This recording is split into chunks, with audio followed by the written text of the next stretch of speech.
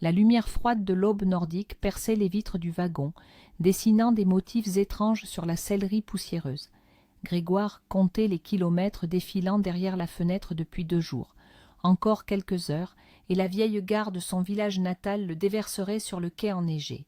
Il rentrait chez lui. Pour la première fois en 5 longues années, il allait célébrer le nouvel an, non pas dans une baraque enfumée au milieu d'hommes fatigués et imprégnés de gasoil, mais sous le toit de sa maison, parmi les siens.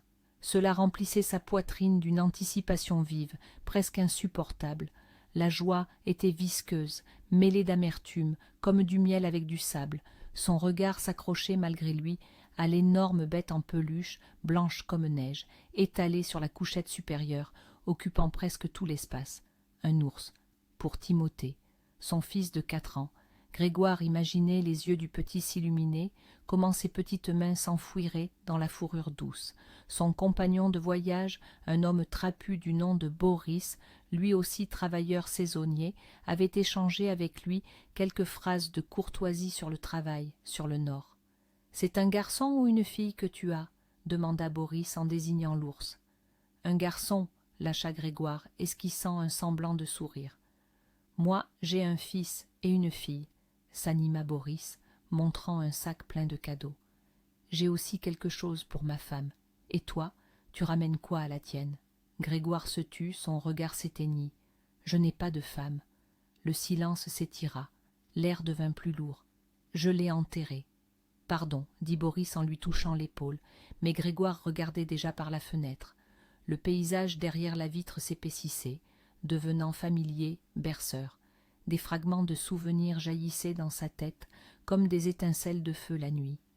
Véronique, son nom était synonyme de sa jeunesse. Ils avaient grandi dans des rues voisines, partagé le même banc d'école, puis le premier amour, timide, qui les avait emportés vers l'âge de 15 ans. Les parents s'inquiétaient alors, craignant une maturité trop précoce, mais leur amour était pur, fragile, comme un bouton de fleurs non éclos. C'est ce que disait Grégoire, et pour lui, Véronique était exactement cela, le bouton le plus cher, le plus lumineux. Rien d'autre que de tendres sentiments et de longues promenades n'avaient marqué leurs années d'école, même si tout le monde autour d'eux les voyait déjà comme de futurs époux. Après l'école, Véronique était entrée à l'école de médecine. Grégoire voulait aller en école technique, mais il avait échoué aux examens. Il était parti à l'armée, et cette seule nuit, avant son départ, était resté leur secret. Une fuite loin du festin, vers le lac, dans une cabane cachée. Là, sous les étoiles, leur vie s'était entrelacée. « Tu vas m'attendre » avait-il demandé en la serrant contre lui. « Comment pourrait-il en être autrement? Nous ne faisons plus qu'un, pour toujours » avait murmuré Véronique en retour. Les 2 années de service militaire s'étaient écoulées dans une attente fébrile. Les lettres de Véronique arrivaient par paquets, suscitant l'envie de ses camarades. Grégoire s'enviait lui-même et craignait de porter malheur à ce bonheur. La libération, le chemin du retour, qui lui semblait infiniment long. Sur le quai, Véronique s'était jetée à son cou. Il l'avait soulevée, l'embrassant jusqu'à ce que leurs parents leur rappellent leur présence. Les joues de Véronique s'étaient enflammées. Ses parents souriaient en regardant leur fils et sa fiancée. « Un bon choix », disaient les yeux de sa mère. Elle l'avait choisi dès l'enfance. Ensuite, il y eut le mariage. Le petit village entier fit la fête. Environ une centaine d'invités partagèrent leur joie. Grégoire et Véronique étaient au comble du bonheur, anticipant une vie longue et heureuse. Véronique travaillait déjà comme infirmière au dispensaire local. Grégoire avait trouvé du travail comme conducteur de tracteur dans la ferme collective. Les parents les avaient aidés à acheter une petite maison. La vie s'écoulait paisiblement. 2 mois plus tard, Véronique annonça une nouvelle dont Grégoire eut le souffle coupé. Une grossesse. « Véronique, tu es sûre ?»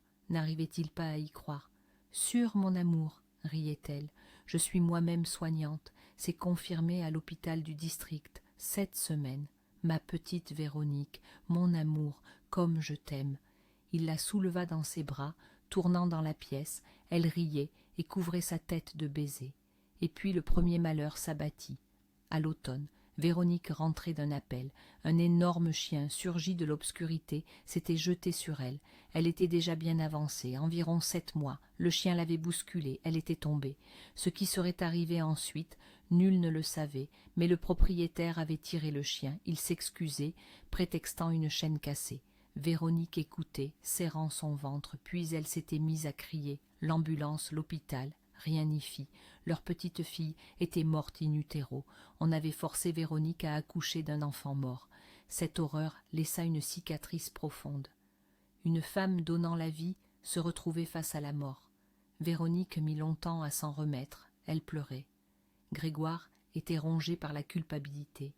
Il était resté coincé dans le hangar de la ferme collective avec un tracteur en panne. Maudit soit ce tracteur. Mais un an plus tard, une nouvelle lueur d'espoir apparut, une nouvelle grossesse. Cette fois, Véronique se protégea fanatiquement. Grégoire, quand il le pouvait, l'accompagnait et la ramenait. Tout se déroulait bien, mais au 6e mois, des saignements, sans raison apparente, une nouvelle perte. Ce devait être un fils, mais cela n'arriva pas. À nouveau des larmes, de la douleur, un désespoir déchirant le cœur. Ils traversèrent ce deuil en s'enfouissant dans le travail et la vie quotidienne. Un an plus tard, une nouvelle grossesse. Cette fois, Véronique n'en parla à personne tant que son ventre ne fut pas visible. Les médecins la réprimandèrent pour son insouciance. Elle écoutait en silence. Comment expliquer à des collègues qu'après 2 échecs, les superstitions deviennent vos seuls alliés? Cette fois, elle réussit à mener sa grossesse à terme. Une petite fille naquit, en bonne santé, belle. C'est ce qu'ils crurent d'abord. Mais Léna n'avait qu'1 jour. Elle ne se réveilla tout simplement pas. Elle mourut à l'hôpital, syndrome de mort subite du nourrisson. Ils faillirent devenir fous. Véronique noircit de chagrin. Grégoire commença à boire, s'en prenant à tout et à tout le monde. Seul le soutien et les soins constants de Catherine, la mère de Véronique, les aidèrent à sortir de cet abîme. Les médecins insistèrent pour un déplacement en ville pour des examens. C'est là qu'une pathologie rare fut détectée chez Grégoire. Le généticien fut direct. Les chances de donner naissance à un enfant viable étaient minimales. 1%. En théorie. Combien ? Demanda Grégoire d'une voix sourde. Combien de quoi ? Ne comprit pas le médecin. Le pourcentage, les chances d'avoir un enfant en bonne santé. La douleur dans sa voix était palpable. 1, pas plus, répondit le généticien en baissant les yeux. Après cela, Grégoire changea. Il se considérait comme incomplet, défectueux. Il retomba dans la bouteille. Maintenant, il ne plaignait pas Véronique, mais lui-même. Quel genre d'homme était-il, incapable de donner un enfant à sa femme? Il buvait à en perdre la raison. Il repoussait Véronique. « Laisse-moi, tu trouveras un homme normal, tu auras des enfants. Avec moi, tu ne feras que souffrir. » Véronique pleurait, mais ne partait pas. Le matin, elle lui donnait des pilules pour la gueule de bois, partait travailler, ou elle s'oubliait, et le soir, à nouveau ses monologues ivres. Nul ne sait comment tout cela aurait fini, mais un autre malheur survint, chassant le précédent. Les parents de Grégoire périrent dans un accident de voiture. Son père avait perdu le contrôle sur la glace. Tous les deux. Ce chagrin ramena Grégoire à la raison. Il se vit de l'extérieur, pitoyable, abandonné. Ses parents connaissaient ses problèmes. Ils en étaient chagrinés. « Maman, papa, reposez en paix », murmura-t-il aux funérailles. « Plus une goutte, je ne déshonorerai pas notre mémoire. » Et il tint parole.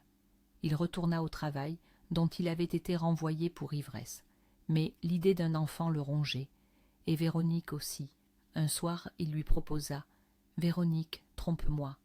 La tasse tomba des mains de Véronique, se brisant sur le sol. « Qu'est-ce que tu dis? Tu as encore bu » murmura-t-elle, pâlissant. « Pas une goutte. Je suis sérieux.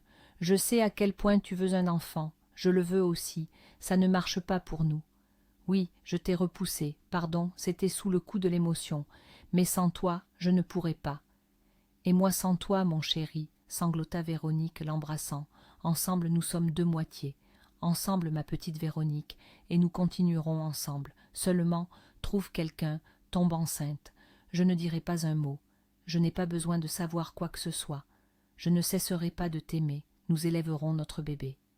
Mettons-nous d'accord. » Véronique leva la tête, le regardant dans les yeux. « Je n'ai rien entendu. et ne t'avise pas de penser ça de moi. Je ne t'ai jamais trompé et je ne te tromperai jamais. Je t'aime, toi et seulement toi. Pas d'enfant, tant pis. Nous vivrons à deux. » Grégoire baissa la tête. Il attendait ces mots. Il était heureux de les entendre. Et en même temps, c'était insupportablement douloureux. Pourquoi cela? Deux êtres qui s'aiment, ensemble, mais séparés par cette impossibilité. Le temps passait. Il n'y eut plus de tentative pour avoir un enfant. Véronique commença à prendre des calmants. Grégoire trouva du réconfort dans le travail. Cette année-là fut également difficile. Le père de Véronique mourut. La ferme collective fit faillite. Grégoire se retrouva sans emploi. Un nouveau fermier apparut. Il payait des clopinettes. Les hommes se mirent à partir pour le nord, pour le travail saisonnier. Grégoire aussi trouva une annonce pour le recrutement de conducteurs de tracteurs. Véronique soutint sa décision. Elle voyait comment il languissait sans rien faire, comment il avait honte de vivre à ses crochets. Avant son départ, Véronique annonça l'inattendu. Elle était de nouveau enceinte. Comment? Pourquoi? Grégoire fut désemparé. Les pilules, j'ai arrêté de les prendre, avoua Véronique. Ma petite Véronique, pourquoi? Tu sais comment ça va finir. Pourquoi te torturer? Le désespoir se lisait dans ses yeux. Je ne peux pas faire autrement. Tu as parlé toi-même du 1%. Je crois que nous allons y arriver. Grégoire la serra dans ses bras. L'angoisse lui serrait la poitrine. Comment partir? À qui la laisser? Véronique insista. Elle s'en sortirait. Catherine aiderait. Pars, ne t'inquiète pas. Je suis forte. Je m'en sortirai. Ma petite Véronique, sourit-il en la serrant contre lui. Il lui recommanda 1000 fois de prendre soin d'elle. Il supplia Catherine de veiller sur sa fille. Les deux femmes hochèrent la tête, inquiètes, se souvenant des pertes passées. Mais il y avait aussi de l'espoir. Et si, par miracle, et si c'était lui, ce seul pourcent? Véronique croyait, Catherine soutenait, et Grégoire crut. 3 mois plus tard, il vint pour 1 mois. Véronique s'était embellie. La grossesse la rendait plus belle. Ce serait un garçon. Ils ne parlèrent pas de nom. Chacun priait pour ce fameux pourcentage. Puis Grégoire conduisit Véronique en ville. On la garda à l'hôpital pour le reste de la grossesse, 5 mois avant l'accouchement. Les médecins du centre périnatal étaient aussi inquiets. Grégoire repartit travailler au loin. Il appelait Véronique tous les jours. Elle était calme. La grossesse se déroulait normalement. Et puis, l'heure H arriva. Grégoire sentit que Véronique commençait le travail. Son cœur s'emballa, l'inquiétude monta. Le téléphone de Véronique restait silencieux. Il appela Catherine. « Je ne sais encore rien », sanglotait-elle au téléphone. « On m'a dit qu'il l'avait emmenée en salle d'accouchement. » Presque 24 heures, l'incertitude totale. Puis, un SMS de Véronique arriva. « Mon amour, notre garçon est né, tout va bien. » Grégoire exulta, puis il réfléchit. Pourquoi sans détail, ni taille, ni poids? Il essaya d'appeler, téléphone indisponible. Catherine n'en savait pas plus. Grégoire eut du mal à obtenir une permission. Il se précipita à la maison. 2 jours et demi de train. À la gare, Catherine l'attendait. « Ils sortent, demain, ma petite Véronique et le bébé, » lâcha-t-elle. « Pourquoi Véronique ne dit rien? Le téléphone ne répond pas ?» s'inquiéta Grégoire. « Elle a un problème avec son téléphone. Ne t'inquiète pas, tout va bien. J'ai parlé avec elle par le fixe, » rassura la mère. Grégoire se reposa après le voyage. Il démarra sa vieille neuf, y jeta les affaires pour la sortie et fonça en ville. Il n'oublierait jamais ce moment. Véronique sortit dans la salle d'attente avec un nourrisson dans les bras, le petit garçon dans une jolie layette avec un nœud bleu. Véronique, épuisée, pâle. Elle essaya de sourire, mais son sourire était crispé. « Tout va bien ?» demanda Grégoire en embrassant sa femme. « Oui, mon amour, tout va bien » hocha Véronique, enfouissant son visage dans la layette. « Ma petite Véronique, qu'est-ce que tu as? Ne pleure pas, tout va bien. » Il l'embrassa, prit doucement leur fils. Il regarda le petit visage. Il sourit. « Il dort. Timothée. »« Timothée » s'étonna Véronique. « Oui, appelons-le comme ça. Timothée, un beau nom russe. Je ne suis pas contre que ce soit Timothée, » accepta Véronique. Ils rentrèrent à la maison sans encombre. Le petit garçon se comportait bien, et après il ne causa aucun souci. Il grandissait en bonne santé, robuste. La première année, Véronique et Grégoire vécurent presque au chevet du berceau, écoutant, s'ils respiraient, des échos des pertes passées. Mais tout alla bien. Les médecins étaient unanimes. Le bébé était en parfaite santé. « Notre 1%, disait Grégoire heureux en regardant son fils endormi. « Timothée, mon cher petit. » Il l'aimait indiciblement, et Véronique était heureuse. Elle était mère. Timothée grandissait. Il marcha à 1 an. À 2 ans, il babillait déjà. Les parents se demandaient à qui il ressemblait le plus. Les yeux bleus, comme ceux de Grégoire, le nez retroussé comme celui de Véronique, et les cheveux légèrement bouclés. Les 2 parents avaient les cheveux lisses. « Vous avez oublié son grand-père, » se souvint Catherine. « Ton père avait les cheveux un peu bouclés. »« C'est vrai, » rit Véronique. « Oui, mon garçon, il a pris un peu de partout, » riait Grégoire, soulevant le petit, le jetant en l'air et le rattrapant. Timothée éclatait de rire, montrant ses petites dents solides. Ils étaient vraiment heureux. Grégoire continuait à partir travailler. Il rapportait de bonnes sommes. Ils achetèrent une voiture, rénovèrent la maison. Il acheta un manteau de fourrure à Véronique. Elle le grondait.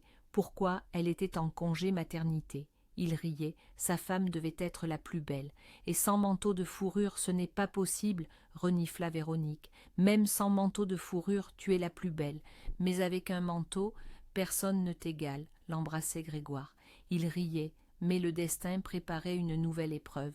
Véronique tomba malade. Lassitude, maux de tête, nausées. Au début, ils l'attribuaient à la fatigue due au bébé. Puis ils pensèrent à une nouvelle grossesse. Non, les médecins l'envoyèrent en ville. Le diagnostic sonna comme un verdict. Tumeur du pancréas, 3e, peut-être 4e stade. Opération inutile, trop tard. La traîtrise de cette tumeur, sa discrétion au stade précoce. Chimiothérapie? Les médecins furent honnêtes, peu de chance. Véronique ne pouvait pas croire. Non, elle était jeune, forte, en bonne santé. Elle avait un petit-fils. Comment ferait-il sans elle? Puis la réalisation vint. Elle allait mourir. Elle refusa la chimiothérapie. « Pourquoi ?» criait Grégoire, revenu de son travail au loin. « C'est une chance. Tu ne penses pas à toi, pense à Timothée. À moi. »« Il en a besoin, » répondit Véronique en écho. « Mais il n'y a rien à faire. La chimio ne fera que m'achever. Je serai constamment à l'hôpital. Et le temps qui me reste, je veux le passer à la maison, avec toi, avec notre fils. » Grégoire pleurait en l'embrassant. Véronique pleurait sur son épaule. Pendant 1 mois, elle alla relativement bien. Grégoire croyait que les médecins s'étaient trompés. Véronique s'affairait dans la maison, jouait avec son fils. Puis elle s'affaiblit brusquement, elle dut s'aliter. Catherine emménagea avec eux. Elle veillait sur Timothée, pleurant en secret. Elle comprenait, sa fille partait. Grégoire ne voulait pas croire. Il resta à ses côtés jusqu'au bout. Ce dernier soir, il s'approcha de Véronique. Elle était couchée, semblait dormir. Grégoire arrangea la couverture. Il s'assit à côté. Véronique ouvrit les yeux. « Grégoire, » murmura-t-elle, « et où est Timothée ?»« Avec maman, il dort déjà. Dors toi aussi, ma chérie. »« Grégoire, je veux dire... » Elle essaya de se soulever. Elle râla. Grégoire lui cala un oreiller, lui donna à boire. « Repose-toi, Véronique. Je m'en vais. » Un nouveau murmure. « Timothée, ne lui fais pas de mal, s'il te plaît. »« Qu'est-ce que tu dis? C'est mon fils. »« Oui, ton fils. Le nôtre, » murmura Véronique d'une voix mourante. Elle ferma les yeux. Grégoire ne comprit pas tout de suite. Il crut qu'elle s'était endormie. Il toucha ses lèvres. Il n'y avait plus de souffle. Après les funérailles, Grégoire fut perdu pendant 1 mois. Il se saoula 2 fois. Il s'arrêta, en voyant les yeux effrayés de Timothée. Le petit ne comprenait pas où sa maman avait disparu. Il pleurait souvent. Catherine tenait le coup de toutes ses forces, mais elle ne quittait pas son petit-fils. « Grégoire, » dit-elle un jour à son gendre, « c'est difficile pour toi, et pour ton fils, je ne fais que lui essuyer les larmes. Tu bois, et il a besoin de ton attention, celle de son père. » Grégoire reprit ses esprits. Il refoula la douleur à l'intérieur. Il commença à passer plus de temps avec son fils. Il jouait. Ça devint plus facile, et Timothée posait moins de questions sur sa maman. Il oubliait peu à peu. Grégoire repartit à nouveau dans le nord. Il fallait de l'argent. Catherine promit de veiller sur son fils. « Pars, dit-elle, travaille, et si tu trouves une autre femme, sache que je ne m'y opposerai pas. Tu aimais Véronique, mais c'est la vie, un homme ne peut pas rester seul longtemps. Je n'ai besoin de personne d'autre que mon fils, rétorqua Grégoire avec obstination. Et c'était vrai, dans le Nord il ne faisait que travailler, il y avait des femmes, mais il ne les remarquait pas. Toutes ses pensées étaient pour son fils. Quand le chef annonça qu'il licenciait l'équipe jusqu'en février, Grégoire fut ravi. Il fut le premier à acheter un billet. Pour Timothée. Près de la gare, il le vit, l'énorme bête blanche en peluche. Il fut séduit, c'était le cadeau idéal. Après tout, il avait bien gagné sa vie. Il arriva à la maison tôt le matin. Catherine s'affaira immédiatement dans la cuisine. Grégoire jeta un coup d'œil à son fils. Il l'admira. Comme il avait grandi. « Ah, Véronique, si tu avais vu !»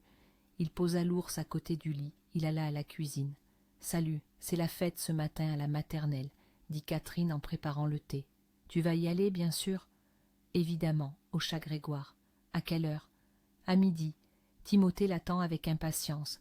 Il sera le petit lapin. Je lui ai cousu un costume. »« Merci à vous, » dit Grégoire sincèrement. « Sans vous, je ne sais pas ce que j'aurais fait. » Comment pourrait-il en être autrement, mon petit Grégoire? Timothée, c'est tout ce qui reste de ma petite Véronique. Tant que je respire, je suis avec vous. Mais n'oublie pas ce que je t'ai dit. Si tu trouves une femme, je ne serai pas contre. Seulement, qu'elle aime notre Timothée, qu'elle ne lui fasse pas de mal. Catherine, je vous l'ai déjà dit, je n'ai besoin de personne. Nous verrons bien, soupira-t-elle. Et là, de la chambre à coucher, s'élevèrent une exclamation surprise, un cri, puis des pleurs. Grégoire et Catherine se précipitèrent vers le fils. Timothée était assis dans son lit, serré contre le mur, regardant l'ours avec des yeux effrayés. « Papa !» s'écria le petit en le voyant. « Tu es rentré. Et c'est qui, ça ?»« Mon petit, c'est un jouet, un ours. Tu as eu peur, c'est ça ?» Grégoire serra son fils dans ses bras, l'embrassa. « Pardon, je n'y ai pas pensé. Je croyais que tu serais content. Regarde comme il est grand. » « Je n'ai pas eu peur, » secoua désespérément la tête Timothée. « J'étais surpris, je me suis endormi. Il n'y avait personne. Et là, il est là. »« Alors c'est le Père Noël qui l'a envoyé, » sourit Grégoire, improvisant. « J'étais dans le train, et il est monté. Il a dit, « Dis au petit Timothée qu'il a été sage. Voici un si grand jouet pour lui. » « Et il n'a rien envoyé d'autre ?» cligna des yeux Timothée. « Quoi d'autre ?» Grégoire fut décontenancé. Un bonjour de maman au moins. J'ai tellement envie de la voir. J'ai rêvé d'elle aujourd'hui. » Grégoire ne répondit rien. Il serra plus fort son fils contre lui. Que pouvait-il dire? Ramener maman n'était pas à la portée même du Père Noël. « Elle ne vient nous voir maintenant qu'en rêve, » murmura-t-il. Il se ressaisit, sourit. Il assit son fils sur ses genoux. « Tu as une fête aujourd'hui. Il est temps de se préparer ?»« Ouais, » sourit Timothée. « C'est l'heure. Je serai le petit lapin là-bas. Oh là là, comme c'est super. Qu'est-ce qu'il y a de bien, bouda soudain Timothée. Je voulais être le loup, et ce sera Sacha qui sera le loup. Mais le loup est méchant, et le lapin est gentil, s'étonna Grégoire. Ton rôle est mieux, sans aucun doute. Tu crois? Demanda le garçon avec doute, et aussitôt il se souvint d'autre chose. Et on nous a dit aussi qu'un nouveau petit garçon viendrait à la fête aujourd'hui. D'où il vient? Ah oui, se souvint Catherine, une nouvelle employée est arrivée au club. Responsable artistique, quelque chose comme ça. L'ancienne artiste s'est enfuie avant les fêtes. On dit qu'elle est partie en ville avec son amant. Et au club, il y a tellement de travail en ce moment. La directrice est allée au chef-lieu du district, elle a demandé de l'aide. Ils ont envoyé cette jeune fille. Elle vient de la ville, semble-t-il. Sa grand-mère habite au chef-lieu du district. Elle a accepté de venir chez nous. Et on lui a donné une chambre au club jusqu'au printemps. Il y a le chauffage central là-bas. Elle est seule avec son enfant. Alors voilà, aujourd'hui son petit garçon viendra. Nous ne l'avons pas encore vu. Au conseil municipal, on nous a dit que nous avions un ajout.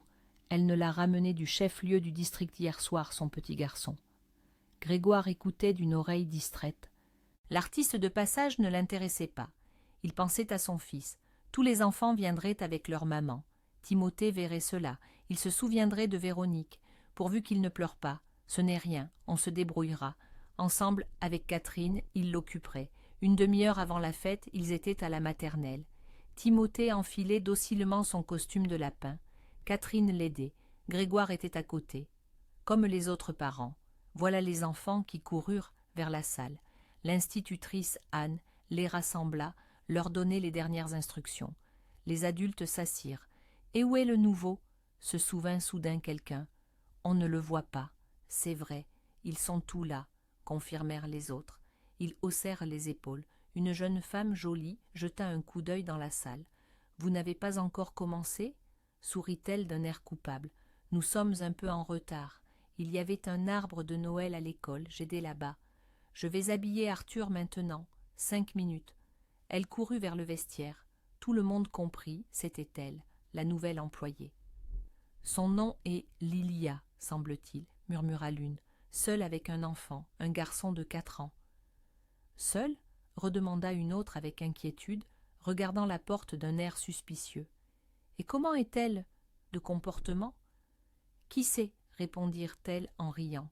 « Nous verrons bien, mais il faut tenir ces hommes solidement.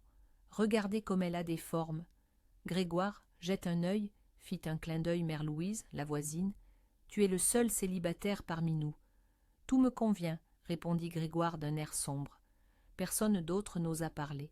Catherine baissa les yeux, se souvenant de sa fille. Mère Louise comprit sa gaffe, fronça les sourcils, se tut. La musique commença. Les éducatrices placèrent les enfants. Les participants du spectacle, y compris Timothée, furent emmenés dans le couloir. Une drôle de file de petits lapins, petites souris, petites renardes. Les parents souriaient, et puis Lilia et le petit garçon arrivèrent dans la salle. L'aide éducatrice, Irène, prit Arthur dans ses bras, sourit, et resta figée une seconde. Elle reporta son regard, confuse, sur les parents, sur Grégoire, il lui sembla. Puis elle emmena l'enfant vers une chaise libre. Les mères regardaient Lilia avec curiosité, mais ne remarquèrent pas le petit garçon tout de suite. Grégoire était assis, comme frappé par la foudre. Un petit garçon entra dans la salle ressemblant comme 2 gouttes d'eau à Timothée. Il lui sembla que c'était son fils. Les mêmes yeux bleus, le nez un peu retroussé, seuls les cheveux.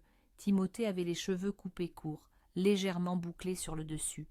Ce petit avait une masse de boucles couleur lin, encadrant son visage comme une petite casquette. Catherine était assise, perplexe. « Dans Grégoire, je ne comprends pas. J'ai sûrement un problème avec mes yeux.